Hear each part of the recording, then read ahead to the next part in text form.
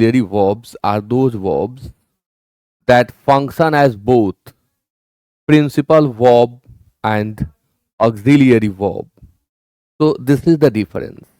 फिर से आप हिंदी में समझ लें, आखिर क्यों मार्जिनल मॉडल एक्सिलियरी वर्ब्स को मॉडल वर्ब से अलग किया गया। आपने पढ़ा होगा कुछ शिक्षक मॉडल वर्ब्स ही 13 पढ़ाते हैं, यानी कुछ लोगों के अनुसार मॉडल वर्ब्स 13 होते हैं, जबकि मैंने आपको मॉडल्स 10 पढ़ाया और 3 को मैं क्वाइट डिफरेंट बता रहा हूं, बिल्कुल अलग बता रहा हूं। आखिर क्यों? कारण यह है कि जो मार्जिनल मॉडल एक्सिलियरी वर्ब्स हैं ये दोनों का काम करते हैं, प्रिंसिपल वर्ब का भी काम करते हैं और एक्सिलियरी वर्ब का भी काम करते हैं, जबकि मॉडल एक्सिलियरी वर्ब्स प्योर एक्सिलियरी वर्ब्स होते हैं। मॉडल्स के साथ हमेशा प्रिंसिपल वर्ब का यूज होता है, जबकि मार्जिनल मॉडल एक्सिलियरी वर्ब्स खुद प्रिंसिपल वर्ब का काम करते हैं और इनके साथ भी प्रिंसिपल वर्ब का प्रयोग या अन्य वर्ब का प्रयोग होता है। तो यही डिफरेंस है, आइए जानते हैं। These are 3 in number: need, dare and used to। ये 3 होते हैं, need, dare and used to। need, dare and used to से संबंधित सभी बातें इस क्लास में आप सीखेंगे। आइए जानते हैं कि नीड और डेयर का यूज हम कैसे करते हैं। नीड रेफर्स टू नेसेसिटी और requirement and dare refers to courage और बोल्डनेस। नीड हमारी आवश्यकता को दर्शाता है और डेयर से साहस या हिम्मत का बोध होता है, यानी जहां आवश्यकता, जहां जरूरत को व्यक्त करनी हो वहां आप नीड का इस्तेमाल करें, जहां साहस या हिम्मत को व्यक्त करनी हो वहां आप डेयर का इस्तेमाल करें। ध्यान रखें कि नीड और डेयर सिंपल प्रेजेंट टेंस के मेन वर्ब की तरह यूज किए जाते हैं। Example, she needs to take rest. अब आप नहीं लिख सकते she need to take rest. मैंने कहा सिंपल प्रेजेंट टेंस में जैसे सब्जेक्ट के अकॉर्डिंग वर्ब में हम एस या ईएस ऐड करते हैं, ठीक उसी तरह, यानी थर्ड पर्सन सिंगुलर नंबर के साथ आपको एस का यूज करना होगा। नीड नीड्स में बदल जाएगा और डेयर डेयर्स में बदल जाएगा जब जब जरूरत होगी। She needs to take rest, उसे आराम करने की जरूरत है। She needs to take rest. अब कॉमन एरर पूछना होगा तो सी नीड पूछ देगा, she need to take rest. तो ध्यान रखें सिंपल प्रेजेंट टेंस में ये सामान्य वर्ब यानी प्रिंसिपल वर्ब की तरह यूज होते हैं। The next one is they needed to finish the work. जैसे हम प्ले का प्लेड करते हैं, वॉन्ट का वॉन्टेड कर देते हैं पास्ट फॉर्म में, वैसे ही नीड का नीडेड होगा, यानी they needed to finish the work. जरूरत थी कि वे लोग काम को पूरा करें, तो नीड का पास्ट फॉर्म नीडेड होता है। He dares to speak the truth. वह सत्य बोलने की हिम्मत करता है या उसे सत्य बोलने का साहस है।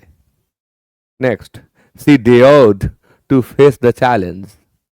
परिणाम भुगतने का हिम्मत उसमें था, वह साहस रखती थी परिणाम को भुगतने की, अंजाम को भुगतने की। यानी जिस तरह से हम प्ले से प्लेड करते हैं, वांट से वांटेड करते हैं, ईट से एट करते हैं, ठीक उसी तरह से नीड का नीडेड होता है, डेयर का डेयर्ड होता है। सब बोल्ड किया हुआ है ताकि आप इस डिफरेंस को आसानी से समझ सकें। इन वाक्यों में आपने देखा needs, needed, dares and dared, ये सभी प्रिंसिपल वर्ब की तरह यूज हुए, मेन वर्ब की तरह यूज हुए, तभी तो इनमें एस लगा और तभी तो इनका पास्ट फॉर्म यूज किया गया। इनमें एस लगना और इनके पास्ट फॉर्म का होना साबित करता है कि ये मेन वर्ब का काम कर रहे हैं। Next rule: when need and dare are used as auxiliary verbs, they don't take to and don't take s with the third person singular।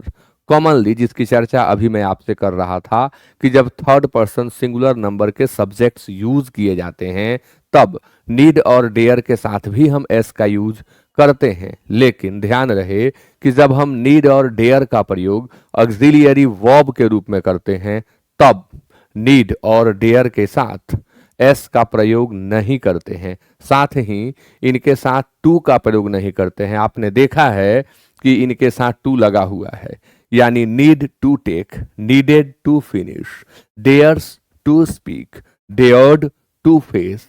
आप देख रहे हैं कि इनमें टू लगा हुआ है। क्यों लगा है? क्योंकि ये दोनों प्रिंसिपल वर्ब हैं, और जब दो प्रिंसिपल वर्ब एक साथ यूज किए जाते हैं तब उनको कनेक्ट करने के लिए टू का प्रयोग किया जाता है। अब जब इनमें हम इनका यूज हम ऑक्सिलियरी वर्ब के रूप में करने लगेंगे तब यह टू गायब हो जाएगा, और साथ ही इनके साथ जो एस लग रहा था वह भी गायब हो जाएगा। अब जरूरत होती है कि हम आसानी से समझ पाएं कि ये ऑक्सिलियरी वर्ब कब हो जाते हैं और ये कब प्रिंसिपल वर्ब हो जाते हैं। समस्या यही उत्पन्न होती है। अधिकांश स्टूडेंट्स इसी में कंफ्यूज रहते हैं कि यह प्रिंसिपल वर्ब का भी काम कर रहा है, ऑक्सिलियरी वर्ब का भी काम कर रहा है, तो डिफरेंस को कैसे इजीली आइडेंटिफाई करें। इसका बहुत सुंदर ट्रिक आपको बताऊंगा।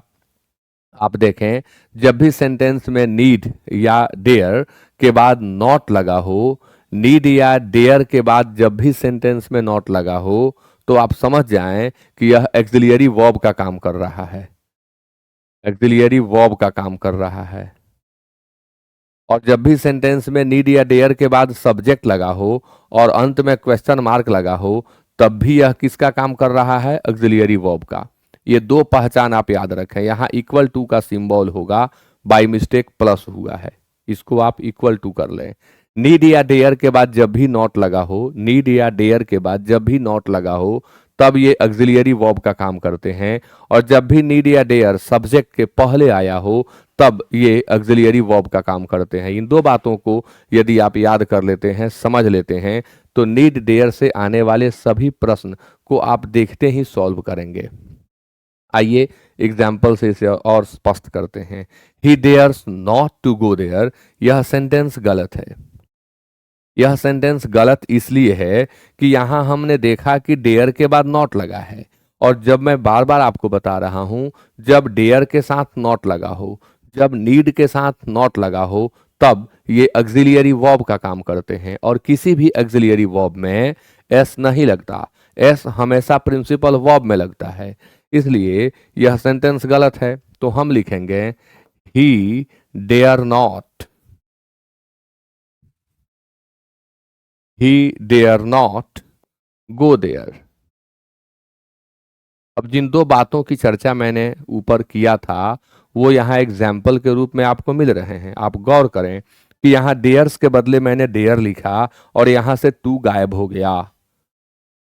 और यहाँ रूल में वही बात मैं आपको बता रहा हूं कि जब नीड और डेयर ऑक्सिलियरी वर्ब के रूप में यूज किए जाते हैं, तब न तो हम एस का प्रयोग करते हैं और न ही हम टू का प्रयोग करते हैं।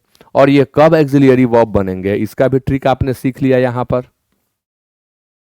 तो मैं उम्मीद करता हूं कि आप इससे संबंधित सभी प्रश्न को सॉल्व कर लेंगे। अब आपको यहाँ वीडियो को पॉज कर देना चाहिए और ये जो क्वेश्चंस यहाँ दिए गए हैं इन्हें सॉल्व कर लेना चाहिए, फिर आप रिज्यूम करके इसे चेक करें। आइए आगे बढ़ते हैं। Next one is he dare not go there, he dare not go there. अब चेक करें कि he dare not go there सही है या नहीं। तो बिल्कुल सही है, देखो मैं भी तो वही बनाया हूं, यानी यह सेंटेंस बिल्कुल सही है।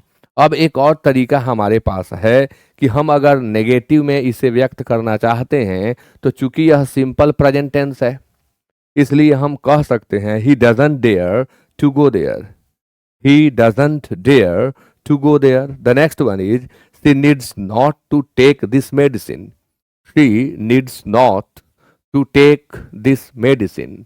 आप इसे सॉल्व करें। She needs not to take this medicine को आप सॉल्व करें।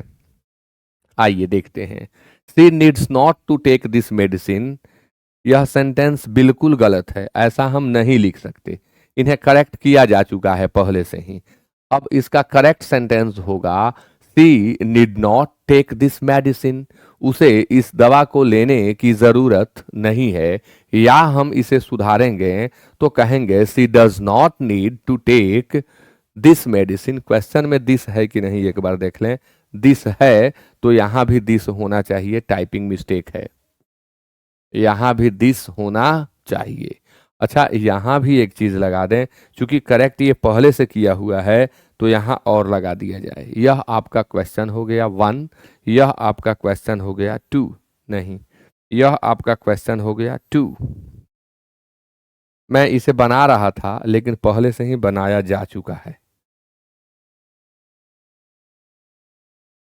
अब आगे trick, subject plus need plus S plus noun. But एक बात यहां मुझे कम दिख रही है, सब्जेक्ट के पहले वाली बात यहां नहीं दिखाई गई। तो आइए एक एग्जाम्पल देता हूं, आप समझें। अगर हम कहें 3 नंबर सेंटेंस के रूप में कि डेयर्स ही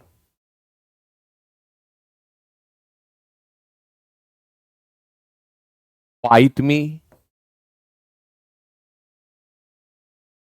डेयर्स ही फाइट मी। अब आपको करेक्ट करना है कि क्या गिवन सेंटेंस सही है, सोचना है कि क्या गिवन सेंटेंस सही है। यदि सही है तो सही है, नहीं है तो आपको सुधारना होगा।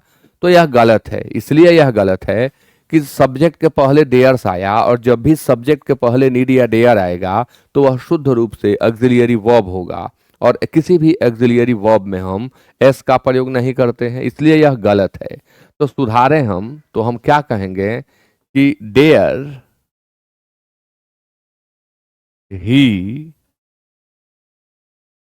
फाइट मी, या दूसरा तरीका, does he dare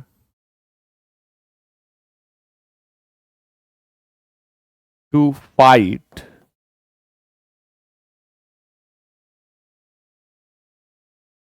does he dare to fight me. अब आगे बढ़ेंगे हम, एक और यूज जो आपको जानना चाहिए, सब्जेक्ट के बाद नीड और नाउन का प्रयोग भी होता है। जरूरी नहीं है कि नीड के बाद हमेशा वर्ब ही आएगा, नीड के बाद नाउन का यूज भी होता है। हम इसे चाहिए के अर्थ में यूज करते हैं, और यह चाहिए जरूरत को ही व्यक्त करता है, यह चाहिए जरूरत को ही व्यक्त करता है। ही नीड्स ए कार, यानी उसे एक कार की जरूरत है।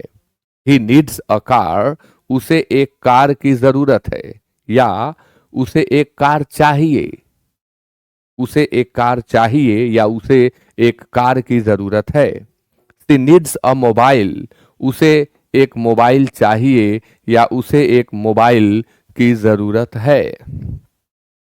We need water to live, हमें जीने के लिए पानी की जरूरत है या हमें जीने के लिए पानी चाहिए।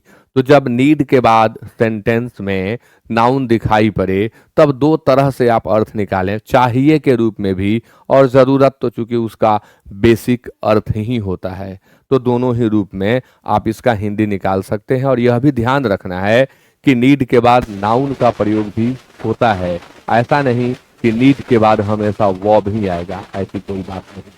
आइए आगे बढ़ते हैं। यूज